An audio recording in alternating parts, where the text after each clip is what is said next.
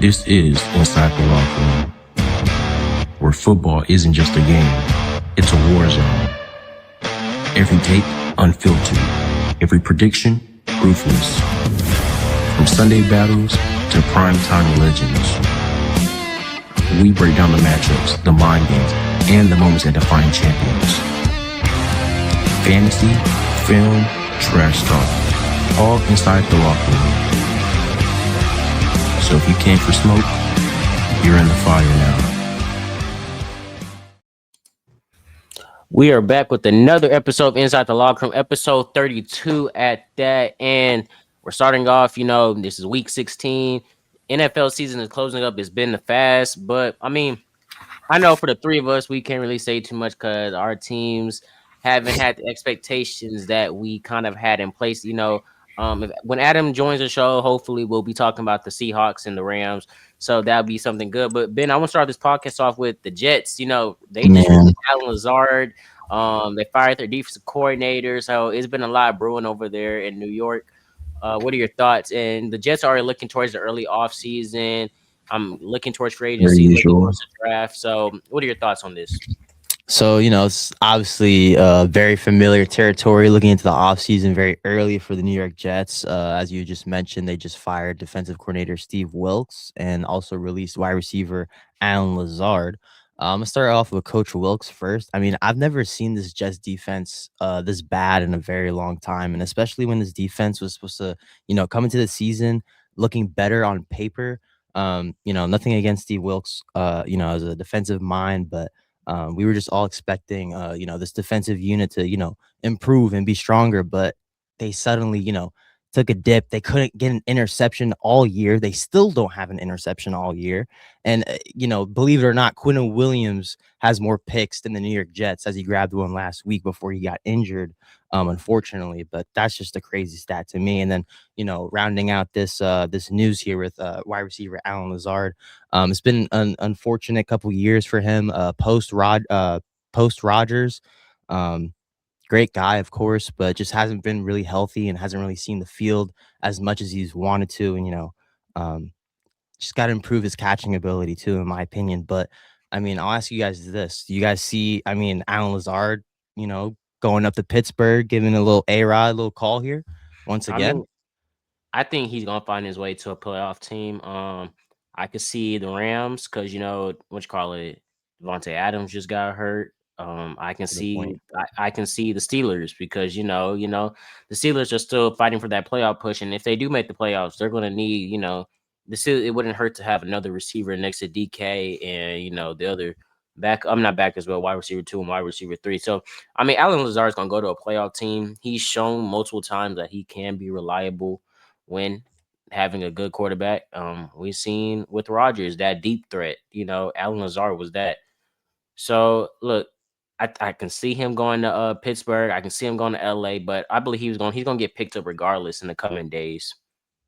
Yeah, I still think he's a capable receiver in this league. And, when it comes to, I guess the Jets' plans looking forward until the draft, we got draft season coming up, guys. I think a top 5 pick is a sure lock for this Jets team. And whether they end up with, 1, 2, or 3, it's definitely going to, matter, obviously, a whole bunch because we obviously had the Heisman winner, Mendoza, win it last week. First, I believe, Heisman winner, Indiana history. So props to him. So they're going to be looking at him as a quarterback to possibly pick up, even though, unfortunately, Justin Fields didn't work out for us as much as we necessarily wanted to. I believe the big question that this Jets front office also has to ask themselves is, how many times are they going to make the same mistake over and over and over again in terms of picking a quarterback in the first round? We saw it with Sam Darnold. We saw it with Zach Wilson. Are they going to make the same choice and basically put this franchise on a young man's shoulders? That's going to be the question they're going to have to ask themselves because this is a brand new coaching staff. You haven't proved that you're able to coach a quarterback yet. You went through Justin Fields. That didn't work out for you. You went through Tyrod Taylor. He got injured, but obviously the quarterback play still wasn't good. And now Brady Cook.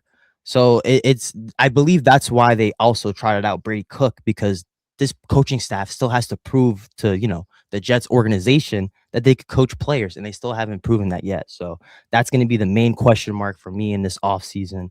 Look, So and I'm yeah. gonna say this. Look, me and Michael, we always say this on our HBCU show. Um, for a first year head coach, we don't be so quick to jump the gun. And look, you can also have your opinions on college football and NFL. It's two different things. But look, this is how I see it. You gotta give Aaron Glenn. Yes, he had a bad season, but man, look at the Jets roster. It was banged up. The play calling it was bad from offensive coordinators and defensive coordinators. So we just seen defensive coordinator see Wilkes get fired. Um, Aaron Glenn, I give him one more year, and if things don't turn around or at least don't look like improvement, then you get the gun. But look, I always look at this. Dan Campbell started with the Lions. Like I think his first season was like 1-15. They had a horrible Yeah, I record. think they won like 2 or 3 games that Yeah, year. Yeah. and as the years progressed, they didn't even hit 500 until I think like Dan Campbell's second or third year. So it takes time. That's why I'm saying don't be so quick to jump the gun. This offseason, we're gonna see a lot of Fernando Mendoza and Jets. You're gonna see a lot of that tied together. Yep. This is what I say you do. I say you keep Justin Fields as a backup. I just can't see. I don't like when teams like players like Justin Fields who have quarterback capabilities. And yes, you can have his opinion on Justin Fields. Look, Justin Fields did show some flashes, and he did show some bad flashes throughout the season. And you can have your opinions on that. But a quarterback like him, I don't think should be getting released that much. He needs to stay put. Facts. It could always be, a great. He's getting older in his career, and even if he doesn't start, he could be like that Jameis Winston, just a reliable backup quarterback. Yeah, Tyra, and oh, sorry. I was gonna pass this off to Michael real quick after I make this quick point if he wanted to add anything to this. But I think like also another main thing with this is that we've seen teams grab like say if the Jets do want to draft a quarterback this year, they still have Indy's pick also at the end of the first round. We've seen teams before not necessarily pick the best quarterback in the class in the first round. I mean, look at the Cardinals with Josh Rosen. That worked out terribly. So this draft is going to be one of the most important drafts in Jets history easily. And it's honestly making me a little worried because they've never, truly proved to me that they could, draft, except for that 2022, of course, draft class. But Sauce and Quinn I'm are gonna say gone. this. I'm gonna say this So before you give it to Michael. Look, if you look at it on paper, the Jets next year will get back Garrett Wilson. You have Adonai Mitchell, who scored his first touchdown with the Jets this season. Look, he's still young, even though he doesn't score that often. Look, I still got faith in him that he can still make the plays when needed. John Mechie the third, the same with him. Still young. I feel like he may not be that superstar receiver, but you have your reliable receiver. Look, all you need is Garrett Wilson really for your superstar receiver, and you have solid backups. And then don't forget, look, you still have Mason Taylor, a young tight end out of it's top 10 in rookie receiving yards. Yes. And then look, just go in the draft. You still have first round picks. You still have a good amount. You still have Indy's first round pick. You can always go and snag somebody on the defense side of the And ball. Look, Dallas is next year. yeah, you always can snag somebody on the. You can trade up. You never know. Just could trade up and get Caleb Downs out of Ohio State. So you never Would know. love It's just that pick. the possibilities are endless. But Michael, what are your thoughts on this? Yeah, I first of all I agree with everything that you guys have said, and Ben, I'm gonna basically tell you from a Saints person point of view that sometimes rebuilding it gets ugly before it gets good, and the future is not over for New York Jets. The future is not over for Aaron Glenn because I have ton of respect for Aaron Glenn because he was our defensive backs coach, and the man has knowledge. If there's one thing I know about Aaron Glenn, he has knowledge and he knows how to build a winning team. Now, this might be his first head coach's season, and that's fair. But what we have to understand is that sometimes, it's a first time for everything. And just because it's your first time doesn't mean it's going to always, be, a failure. Sometimes it might be successful. But it's like you said, it's up to the front office. It's up to the front office to make them decisions. It's up to the front office to manage cap space. It's up to the front office to make trades in the draft. That's what you have to look at. And I know that from a point of view because, it's the same question on my end. What can our front office do to build around Cullen Moore? You starting to see the talent in Tyler Shaw and what he's been able to do in the past 2 games. So when you look at the Jets side, it's like, it's not the end of the world. But like you said, the front office has to really sit down and just process everything that you dealt with this year and build around your team. And like you said, you got the top 5 pick in the draft on lock. That's without a doubt.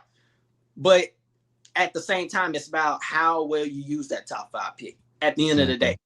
Because I've seen many teams that have the top 5 pick and they draft a player that they don't need, even though he's a top prospect. But you have to think about this in the draft.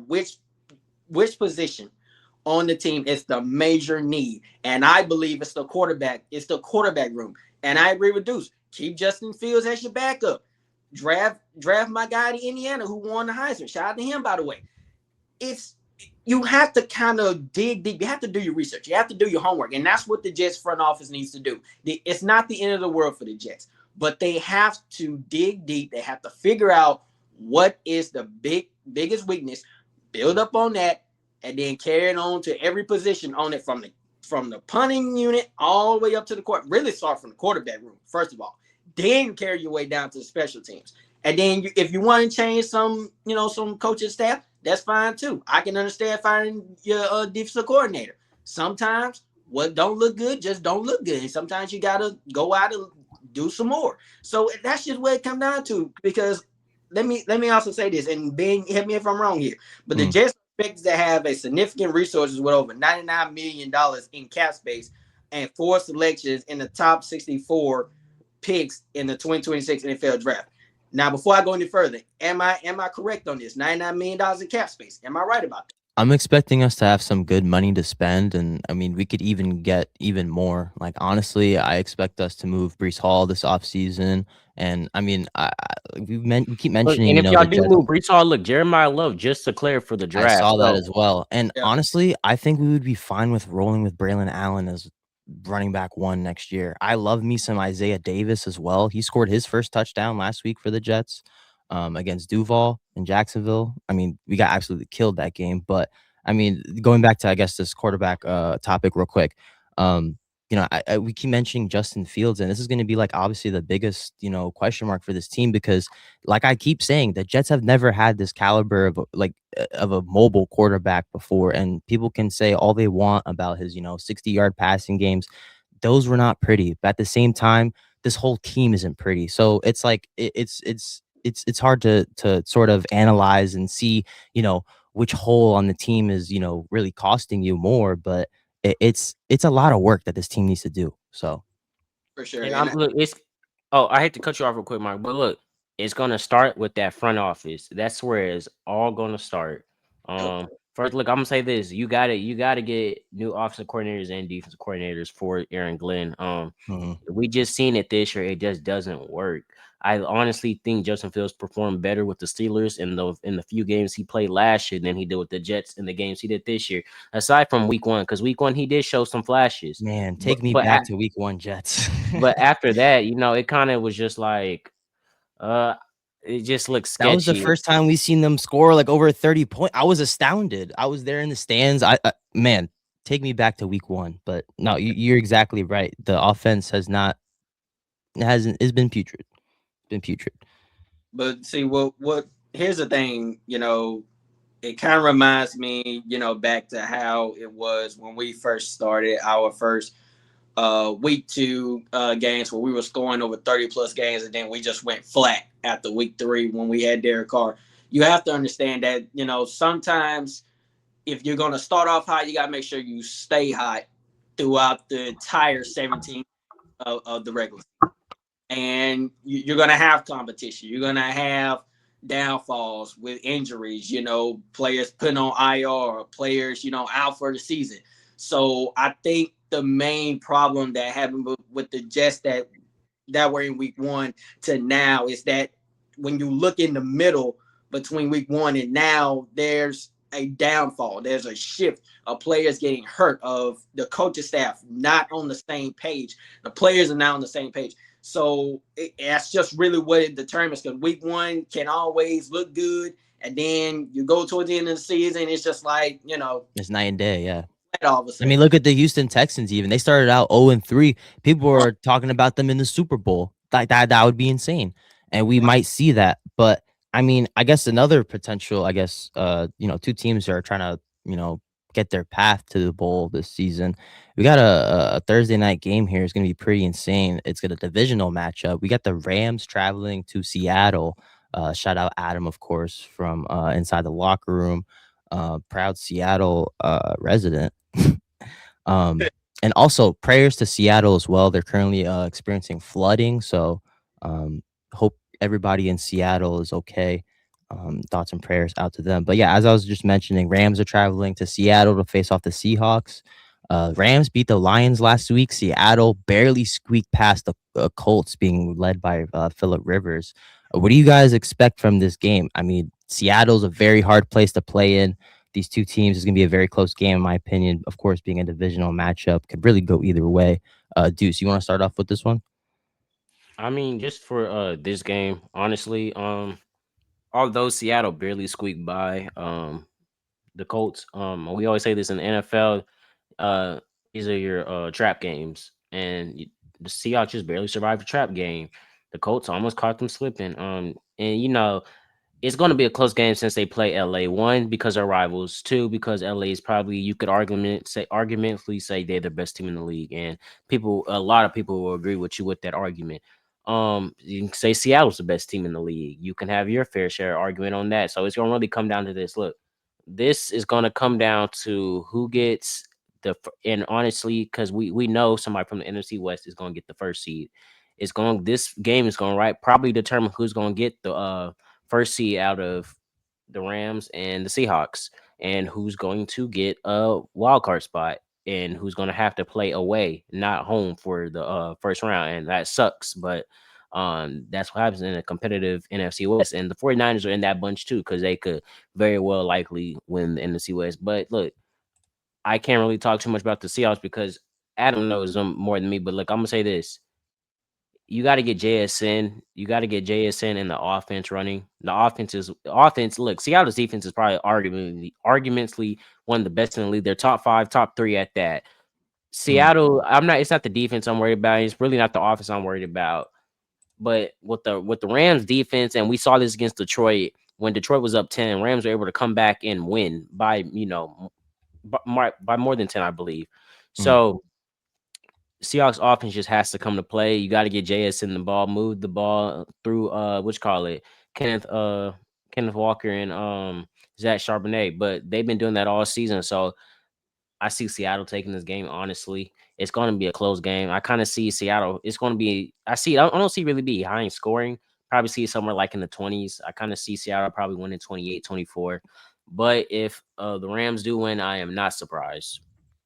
Yeah, for sure. And I'm just gonna basically give y'all matchup outlook, and then I'm just gonna give y'all some positives and negatives. So the Los Angeles Rams and Seattle Seahawks are both identical, 11-3 records, with the battle for the NFC West division led on Thursday night on December 18, 2025 at Lumen Field in Seattle. The Rams currently hold the head-to-head tiebreaker after a 21-19 win in the Week 11 matchup against Seattle in the first matchup. Now, the matchup outlook, the Rams' strengths and weaknesses. I want y'all to write this down. Los Angeles enters a 2-game winning streak and has already clinched a playoff spot. Running back, Blake Corum, I believe I say his name right. If I did, y'all forgive me, has emerged as a strong piece with Kyron Williams, with both a long touchdown streaks. Now, a major concern for the Rams is the potential absence of wide receiver Davante Adams due to a hamstring injury that has led him to probably be out for a significant time. But he leads the NFL in receiving touchdowns. Now, I'm not going to speak too much on Seattle because my guy Adam is not here. But one thing I can say about Seattle that I've really liked over the past couple of weeks is that Seattle has won 4 in a row. Their defense is a top unit, ranking highly in sacks, pressure rate, and lowest passer rating allowed. They held Davante Adams to a season-low performance in their last matchup. Now, if you want to look at the bet odds, and I'll just put this in here to just basically be a little creative here. The Rams are now the Rams are narrow with 1.5 favorites, and the over and under for total points is set around 44.5 points. Experts are leaning towards a lower scoring defensive battle. I gotta say, I'm gonna sit here and say this. I'm gonna say this. I believe Seattle can take this only because of the fact that, first of all, you got my guy Rashid Shaheed, uh, Mr. Flash, Mr. Deep Ball Depender that you can depend on. So I think now it's just like, can the Rams contain Seattle's wide receiver room?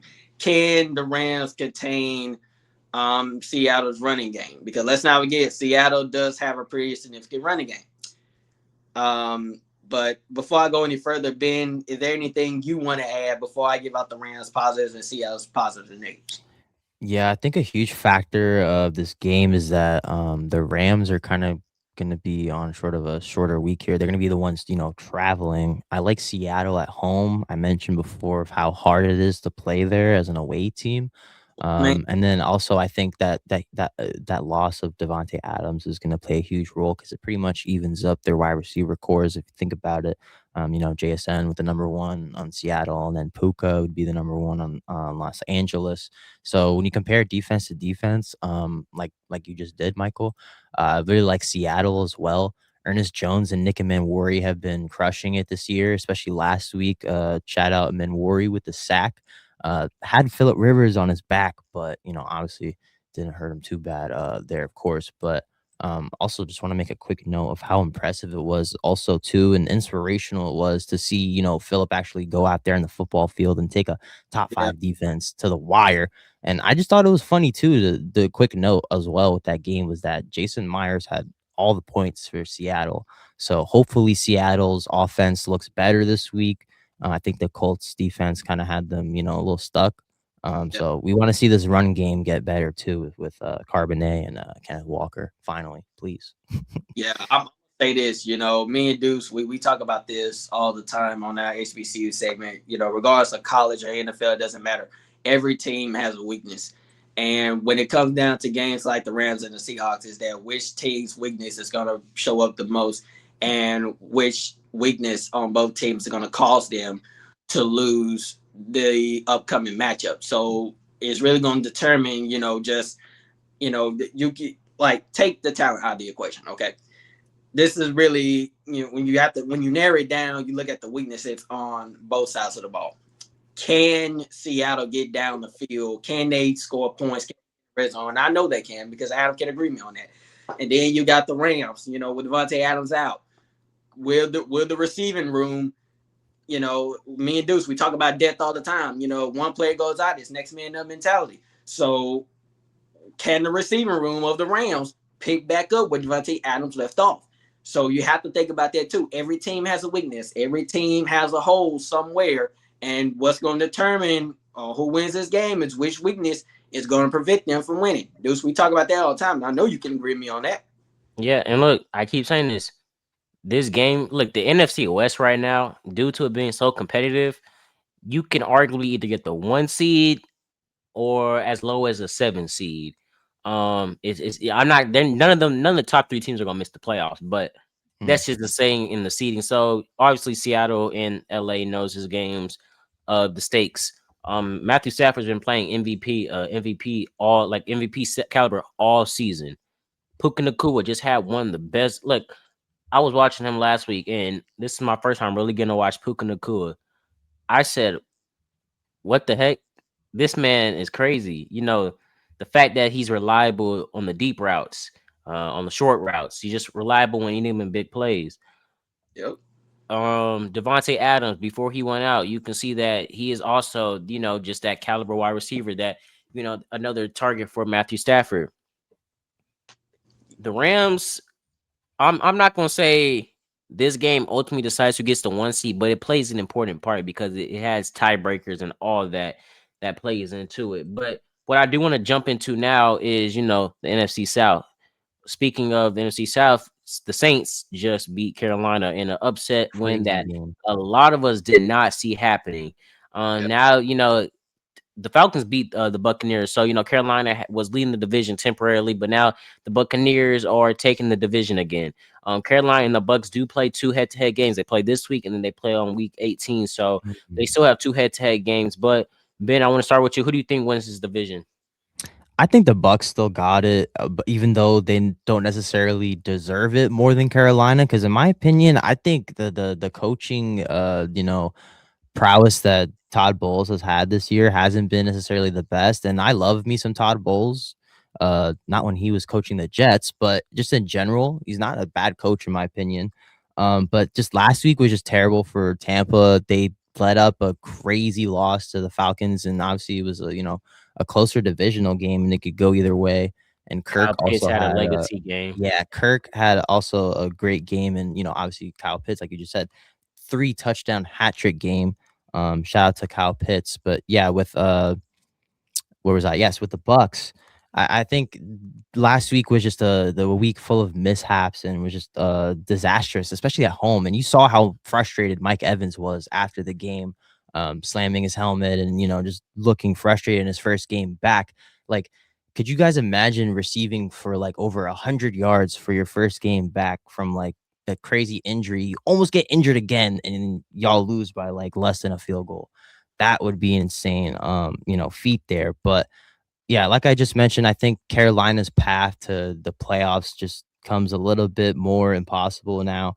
But I'm gonna pat myself on the back a little bit because I said this year coming into the season that Bryce Young was gonna take a step up, and he's taken a huge step up. So props to Bryce Young still in the Carolina Panthers. They have a lot to work forward to next year. Yeah, agree. And I'm gonna say this: Bryce Young has definitely gotten comfortable with being in the pocket and scrambling out of the pocket because remember correctly in his first season, we were talking about that. Bryce Young, he just doesn't seem to be it. He just seems to be uncomfortable. Now in his second season, I believe he's gotten comfortable to where he can, he's more accurate, he's more calm, he has the agility to move. And if you saw in the game against the Saints how he was, juking defenders to get more yards, so he's gotten more comfortable, and that's a good thing. And I feel like the more comfortable Bryce Young will get, the more dangerous he will become. But at the same time, Panthers have to build around him. And I'm not saying that they haven't, but there are some pieces that are kind of missing. And because let's be honest, the Panthers really could have, blown us out again when they were up 17-7. But what you have to understand that regardless of us, even Demario Davis said this himself in the press conference, that even though yes, we are 4-10, and we're out of the playoffs, but that does not mean we still have something to fight for.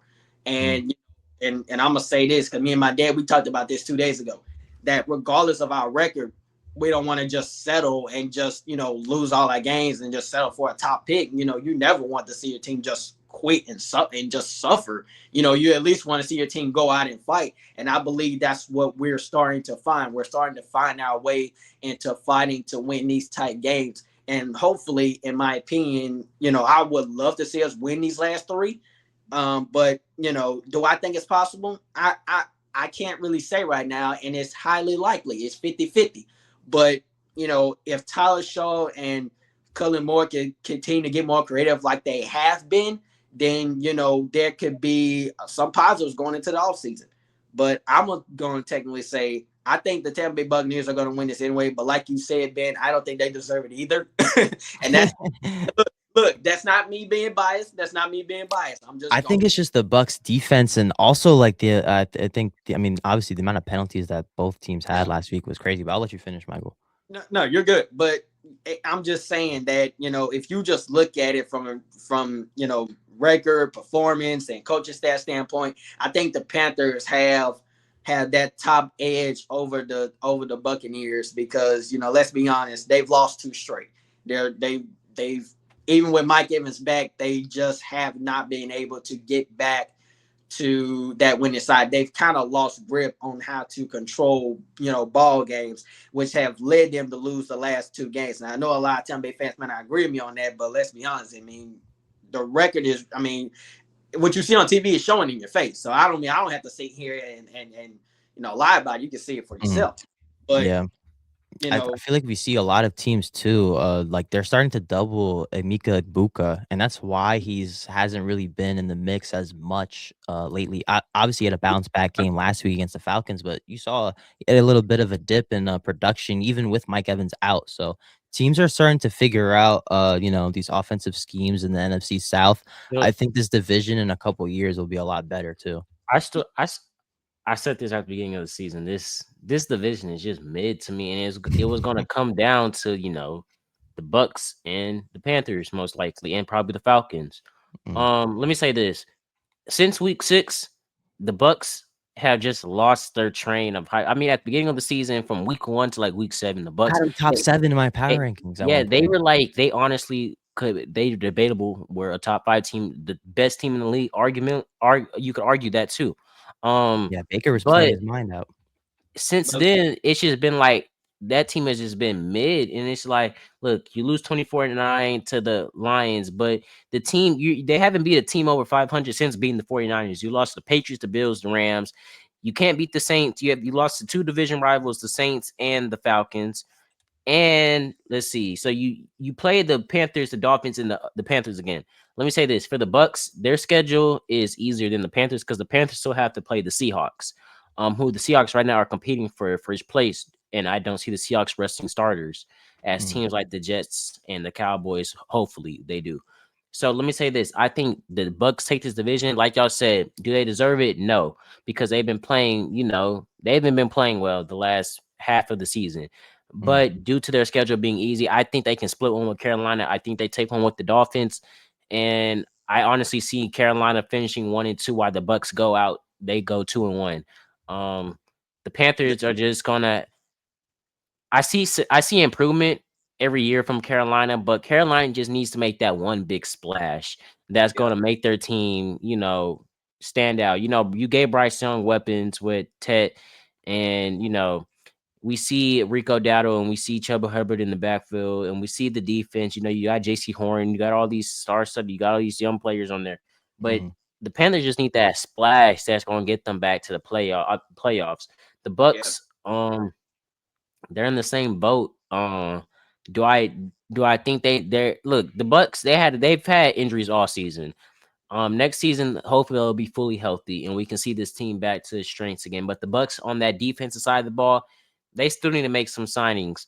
The NFC South, just in general, has a lot to work with. The Saints, we'll talk about the Saints in a bit. The Saints and the Falcons, I think, in my opinion, just out of that division, have the most to work with. But Michael, what I do want to talk about next is the Saints offseason. What is the look ahead? I will say this though, Tyler Show has shown flashes in the last weeks.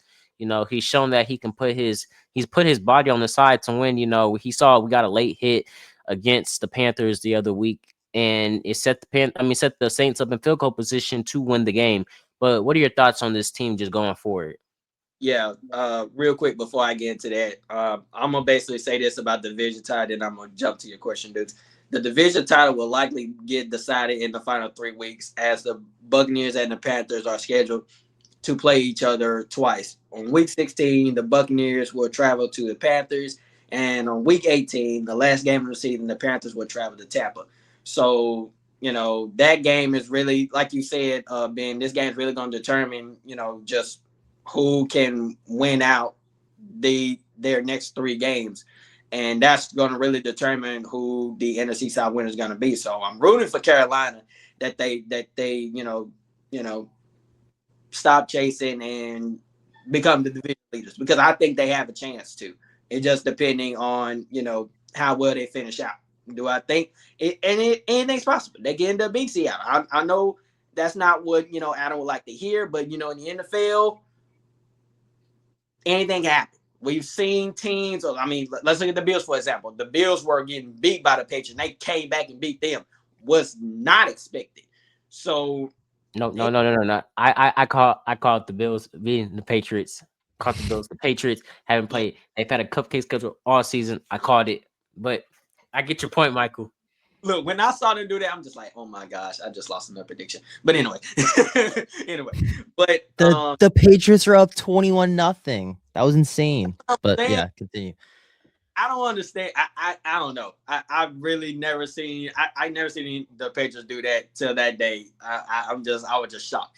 But yeah, dudes, I'm gonna basically say that I'm really, really proud of the way Tyler Shaw has been playing in these last 2 games. He has played with with so much comfort. You know, he's shown that he has the capabilities of leading an offense. And I've been really impressed with the way he's been able to scramble out of the pocket and make plays. His accuracy has gone over the top. Vele, he has become a big, huge part of this receiving core. Besides, Chris Olave, I just think that we're headed we're headed in the right direction, and it's only going to get better from here. But like I said, it will just determine the mission now. As Saints fan, I know a lot of Saints fans won't agree with me on this, but is to win out these last 3 games. Okay, that's just the bottom line here. Yes, we're out of the playoffs. Yes, we're 4-10, and I even posted on Facebook about this, because one thing that the Saints fan base is really gotten me disappointed and kind of like irritated about is the fact that they're sitting here saying that why are we winning now? Why are we winning now? What you have to understand is that sometimes rebuilding can start after the season is over or during. And, sometimes, rebuilding, it's just about time. And, right now, I just think that we're finding ways, regardless of the struggling pieces that we have, that, they're starting to be so comfortable with Cullen Moore. They're starting to be so comfortable with Tyler Shaw. I just think that, Tyler Shaw, he's going to get more and more comfortable. And like I said with Bryce Young, the more comfortable these guys get, the more dangerous they will become.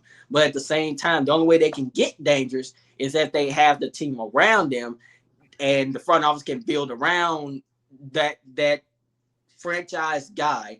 And right now, a lot of people are saying Tyler Shaw is that franchise guy, and I get it. He done well his first 2 games, but I don't want to jump the gun just yet, because I want to see how well he finish out these last 3 games, because these 3 games, I don't know if people know it or not, but these 3 games do matter. And I'm not saying as far as playoffs wise, but I'm saying as far as going into the offseason, you want to go into the offseason as winners than losers. So I think right now, as far as Cullen Moore and Tyler Shaw and Brandon Staley, is to continue to bring the energy. The energy is in the locker room. The energy is on the field.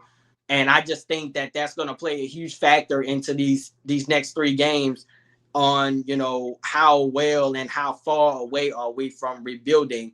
So I will say this, I'm very comfortable with the way things are going. Do I wish things could have gone better earlier? Sure.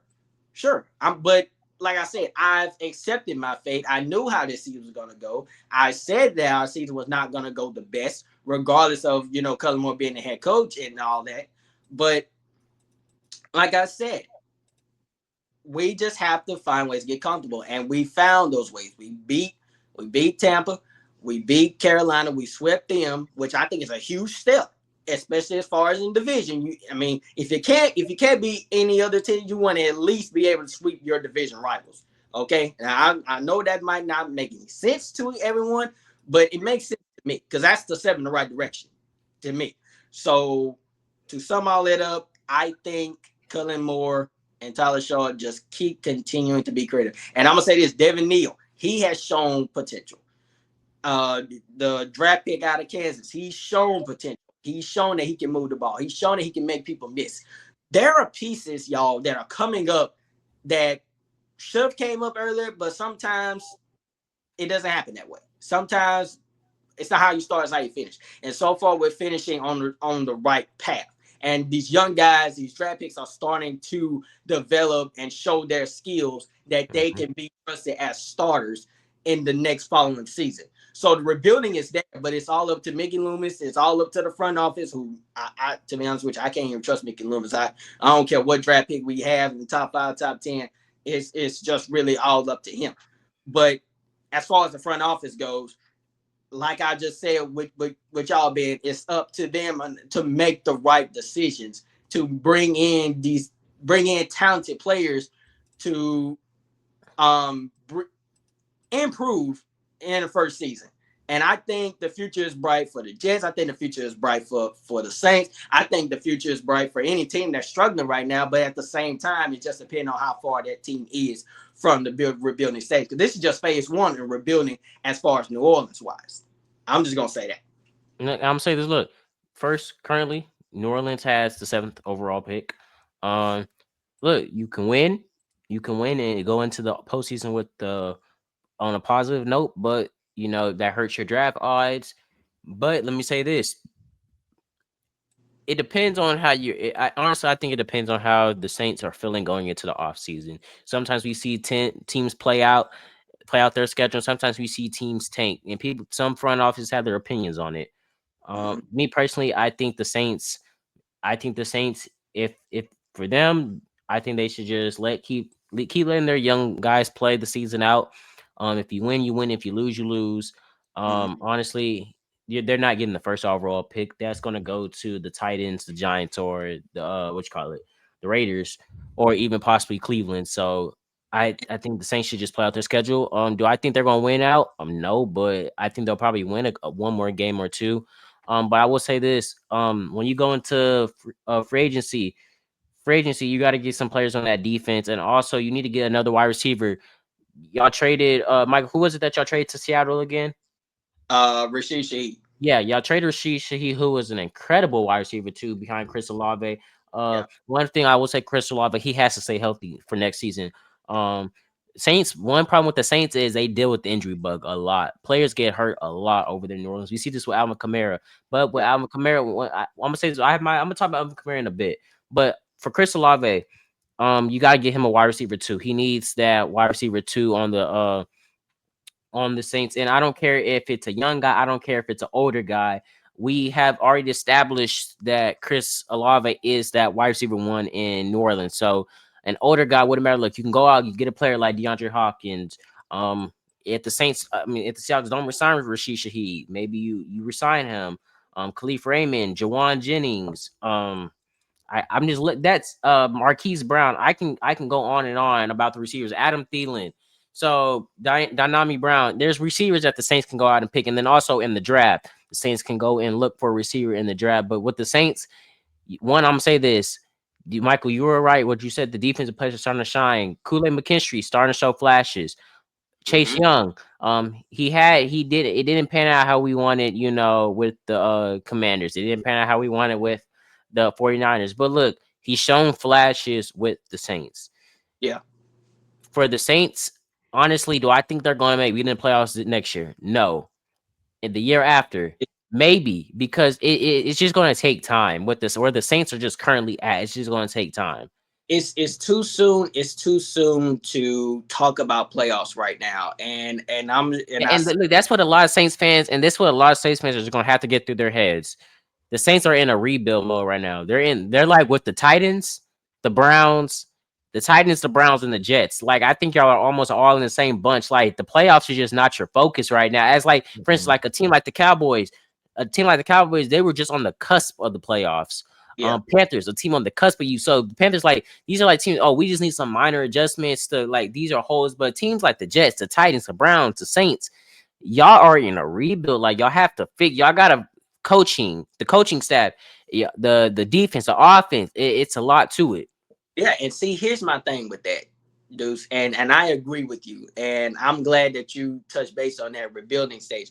Look, as far as the Saints fan base, Deuce, I can't really, I can't make this up. I really don't understand the Saints fan base right now, and like I said, I posted this on Facebook.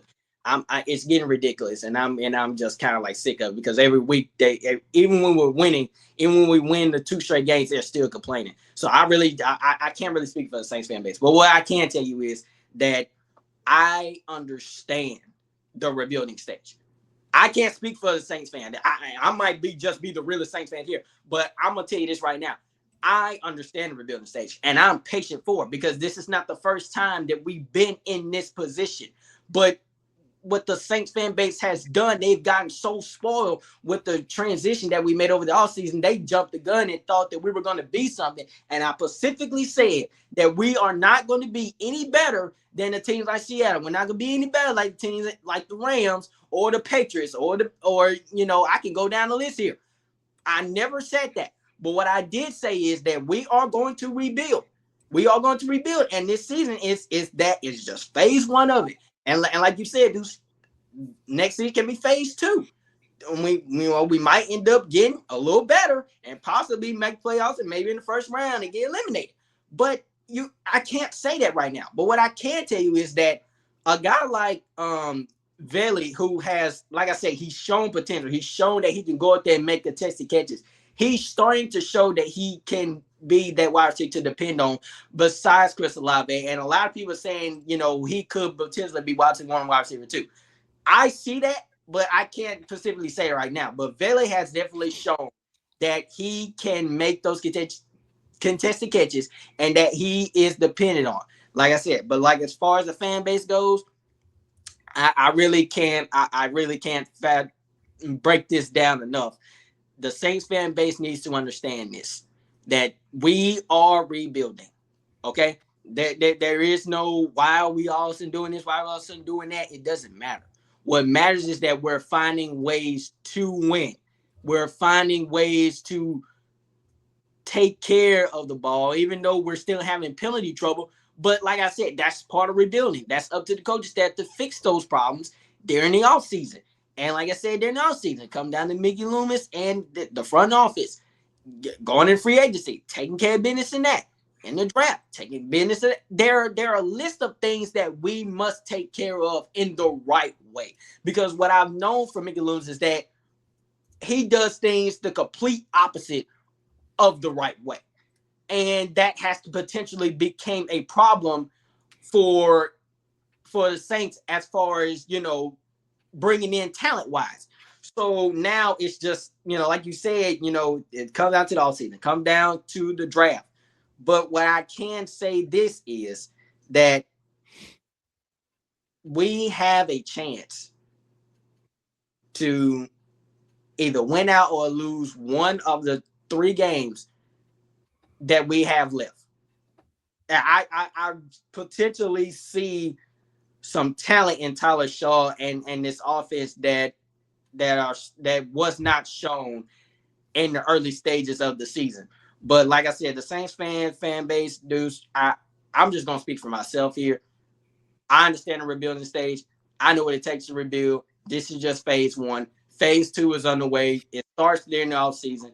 Whether the Saints fan base like what I'm saying or not, rebuilding is already started. It started after week 4 when we went 0-4. I knew what it was from that point. I knew what it was, especially when we had quarterback trouble. That's part of rebuilding. That's just what it is. That's just where we're at. Do I wish we were in this spot?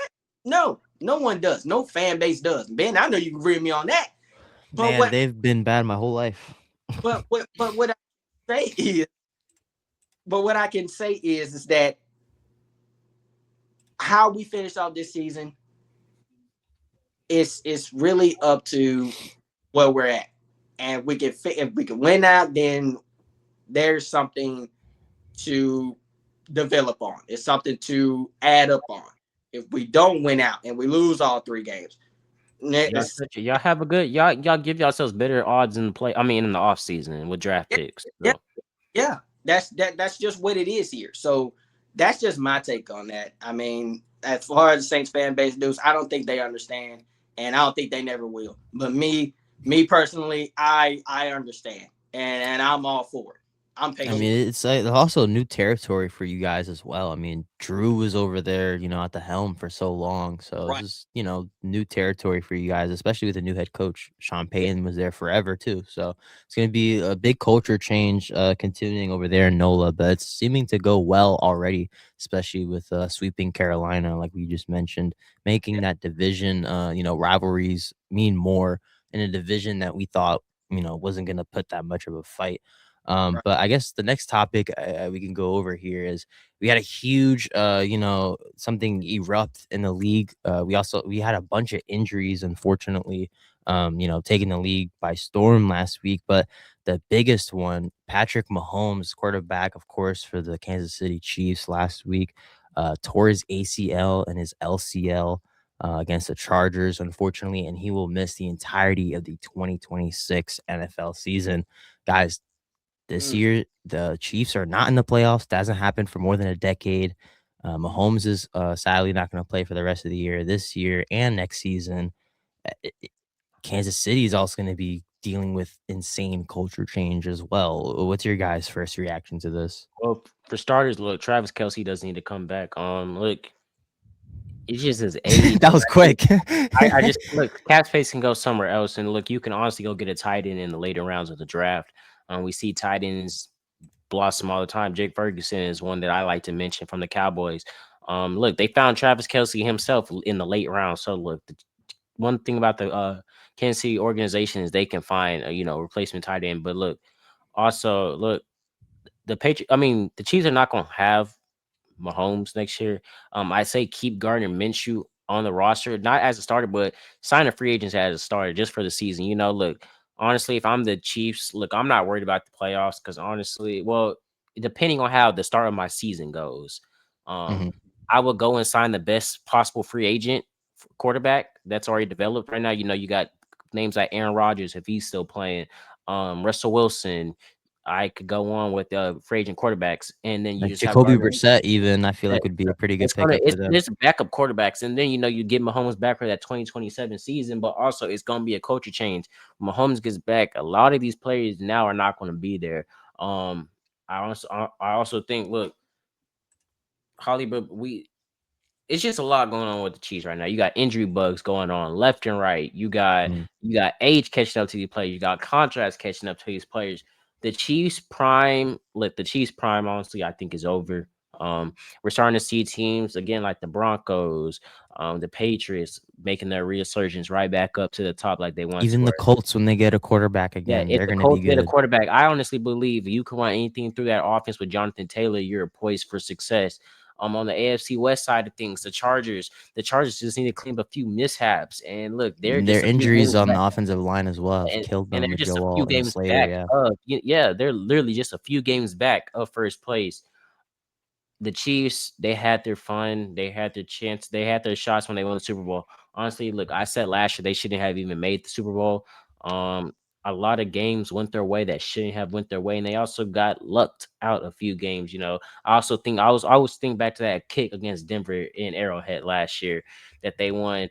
So look, am I saying, look, I prayers to Patrick Mahomes that everything is gonna go in that speedy recovery to you. Look, you're a future Hall of Famer. I hope all is well, all fast recovery, speedy recovery. But look, for the Chiefs, I can say this about majority of NFL fans. A lot of people have been waiting to see a new team helm. The AFC West, the AFC in general. It's gonna be interesting to see now. Now we get a new face in the AFC West, and look, I'm not saying this again. I'm not preying on Patrick Mahomes' injury, but one thing I will say this: it opens up the spot for a new reign of the AFC. Brady had his years. Patrick Mahomes had his years. This time we get to see a new face of the AFC. Maybe Jacksonville and Houston after next year they take a leap after how they've been doing this season. Yeah, and I'm gonna just narrow it down here. I'm just gonna go straight down the list. Following Patrick Mahomes' devastating ACL tear in December 2025, the Chiefs face a huge question mark for 2026. And I want y'all to write this down. With speculations leaning towards a transitional year, where they'll likely rely on a veteran backup like Gardner Minshew or Joe Flacco while Mahomes recovers, potentially missing some significant time and not being 100% for the season's start, impacting both the offense and their championship aspirations, as they also consider the future of Travis Kelce and the overall roster. And I think Travis Kelce might end up possibly retiring because I just see it happening. And I hate to be biased here, but the Taylor Swift magic is gone. It's not juice. Michael's not a Swiftie. I got all respect for Taylor Swift, but no. But I'm gonna sum this up real quick. Mahomes' recovery and 2026 outlook. The injury scenario of it all. Mahomes tore both of his ACL and LCL. Making a full recovery by week 1 of 2026 is unlikely. Some experts predict he won't be himself until 2027. Like you said, Ben, rehab focused. He's expected to attack rehab aggressively, which if we all know Patrick Mahomes, he's not going to want to sit out for a whole year. But his signature mobility might be diminished initially. Now, potential quarterback solutions. Like I said with Gardner Minshew, currently the backup, he has a chance to prove himself in the final weeks of 2025, but his inconsistent play is a concern. Veterans, Joe Flacco, Jimmy Garoppolo, or even, here it is, Carson Wentz, due to offensive familiarity, are potential short-term fixes. Draft/development. Chiefs haven't groomed a young quarterback, so they'll need to decide on a long-term strategy for developmental prospect, or here it is, a new veteran acquaintance. Border team impact. Travis Kelce. The injury significantly impacts Kelce's future, with retirement becoming a highly possibility given Mahomes' absence and at his own age. Roster overall. The team faces decisions on key free agents like Isaiah Pacheco and Brown. The overall roster construction will shift completely. Traditional season. Now, here it is. The 2026 is shaping up as a rebuilding or transitional year, without a doubt. The focus potentially shifting to rebuilding for 2027 and beyond if Patrick Mahomes returns is delayed. Here's the summary. And this is my last top. You can write this down if you want. The Chiefs in 2026, without a fully healthy Mahomes, will likely be a different, less dominant team, relying on veteran stopgate while navigating, here it is, significant roster changes, particular at tight end, making it a challenging season. So basically, like I said, the Chiefs domination is basically coming to an end. And it's looking like it's going to be that way in 2026. Now, unless something changes, and I pray to God that Patrick Mahomes gets back at an early point. Probably in the middle of 2026. Who knows? But if I know Patrick Mahomes, he is not a person that's going to sit down lightly. And his wife has basically said that. He does not take injury lightly. He's going to do whatever he's going to do whatever it takes to get back out there on that field. And I can't blame him. Now, as far as Travis Kelce goes, he's gotten to that point where his attitude is messing up his game. And if you've seen him, he's jogging, he's not initially focused, and he's taking his anger out on Andy Reid, who's doing the best that he can. And that's one thing guys like Travis Kelce I just don't like. You're a top player and you're a leader. But when you do things like that, when you take your anger out on the team and then you end up messing up, and then you never beat yourself up for it, but you beat your other teammates for it, and that there have been recent clips of that. That's not good. That's not a good picture. So I think for Travis Kelce, instead of taking your anger out on your teammates, you need to hold yourself accountable as well. And that's just the point of it. But as far as Patrick Mahomes and the Chiefs, now they're in rebuilding stage because, like I said, sometimes dominance don't last always. And now the Chiefs are starting to face the reality of that. They've been eliminated for the first time, like you said, Ben, for a decade. So now they're starting to get back to the reality standpoint that Taylor Swift was there. You had something going. You were making it to Super Bowl almost every single year, but now the kryptonite is starting to tear down on Arrowhead Field. And now the Chiefs are starting to look at themselves in the mirror and think that Taylor Swift dream that you had is over. So now you have to get back to yourselves and fix what is next. What is next for you? That's what the Chiefs need to figure out. That's what the front office need to figure out. And Andy Reid, who knows? He might end up retiring because he is up in age. And he has had some medical, concerns. But at the same time, the main problem here is that what will the Chiefs do with Patrick Mahomes being absent? And will Travis Kelce retire? And what will the Chiefs do in free agency and in the draft? Because rebuilding starts now.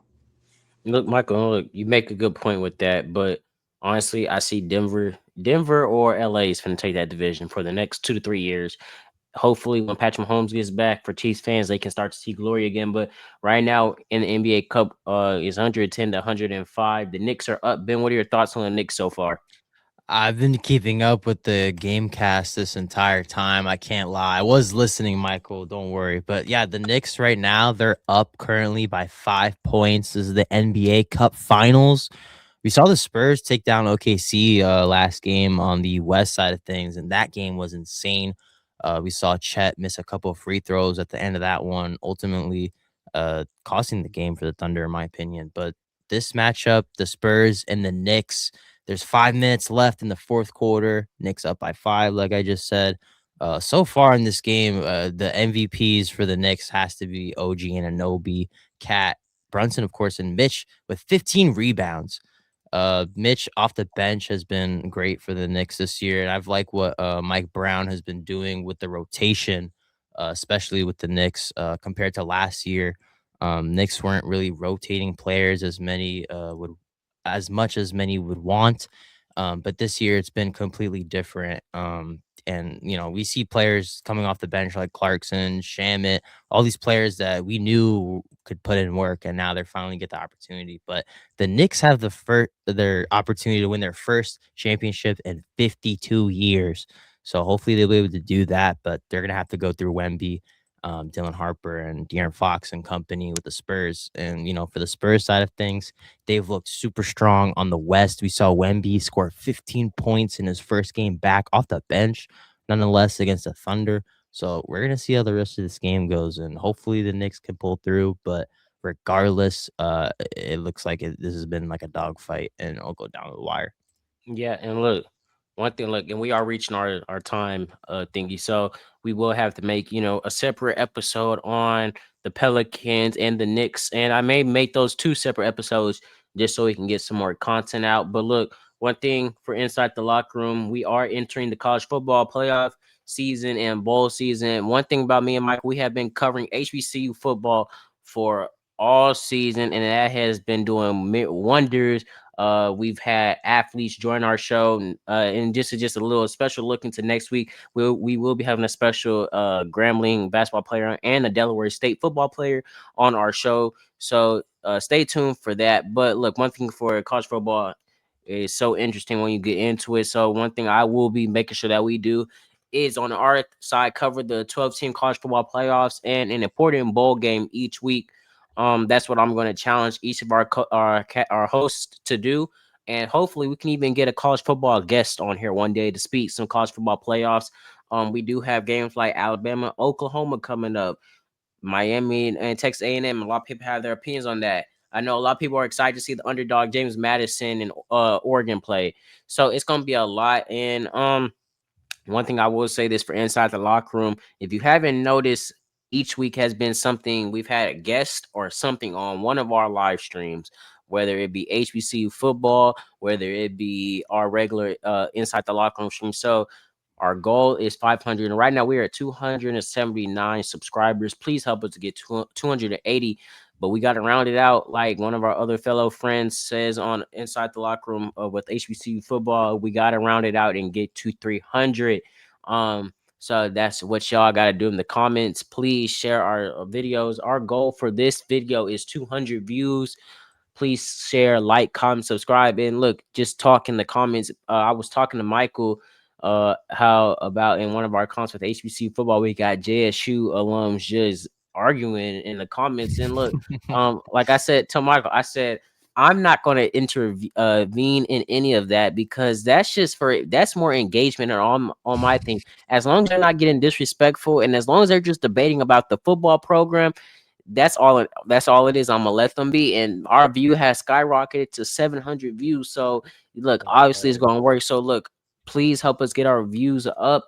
Our goal is 500. I was just talking that our milestone will hit episode 40 on February 24th. We'll hit episode 50 on April 21st, episode 75 on October 6th of next year, and episode 100 on April 6th of 2027. So look, every milestone, I'm thinking that we have to do something big, because look, we are taking off at a success rate that a lot of us didn't expect. And look, I've been telling this co-host, eventually that we will start to open up more segments. You know, eventually when MLB starts back, Adam will have his own MLB segment. I told us that we all need to have our own solo segment. So eventually soon that'll all be getting up on the podcast. So that is all good. But as always, thank you for watching Inside the Locker Room. Make sure you like, comment, subscribe, and share. And remember what I said, the goal is 500. And everybody that is watching this, please share this video. And Michael, you got something to say? Yeah, I'm gonna basically make an announcement here. So, according to Nate McCarter over at Grambling State University, KGRM 91.5 radio station, we have had conversations, and Deuce, I know you can agree with me on this because we're in a group chat with Nate.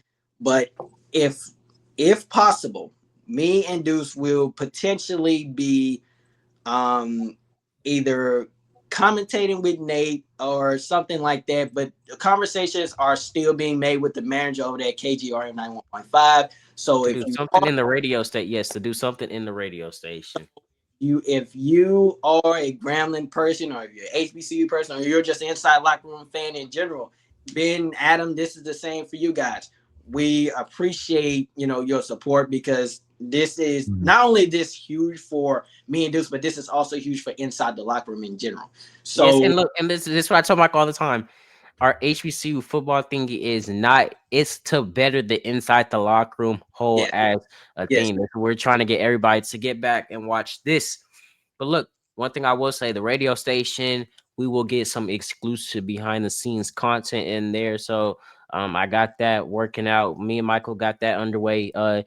Like I said, there's also tune into our HBCU video next for tomorrow. The season's wrapping up, so we'll be recapping the Celebration Bowl. It'll just be me and Michael tomorrow recapping the Celebration Bowl. We'll be talking about the Legacy Bowl. Let's call it, our own fellow guest Trent made it on to, he made the squad. So shout out to you, Trent. He made the Legacy Bowl squad. We've also had a few Grambling players make the squad. So it's gonna be interesting. But as the offseason wraps up, we do have a lot to talk about. Basketball content will be coming more left and right. Baseball content will be coming. Maybe we get some hockey content. But as always, thank you for watching Inside the Locker Room. Stay safe and peace out.